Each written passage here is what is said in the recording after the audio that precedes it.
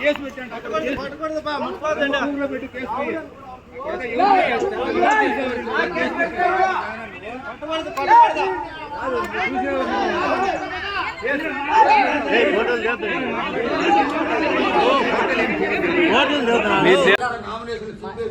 ప్రజాప్రతినిధులు ఉన్నారు, వాళ్ళు ఒప్పుకోవడం లేదు.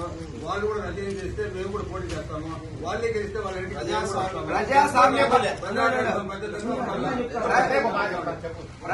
ఎంపీడీసీలు సర్పంచులు ప్రజాస్వామ్యబద్ధంగా గెలవలేని ఎంపీడీసీలు సర్పంచులు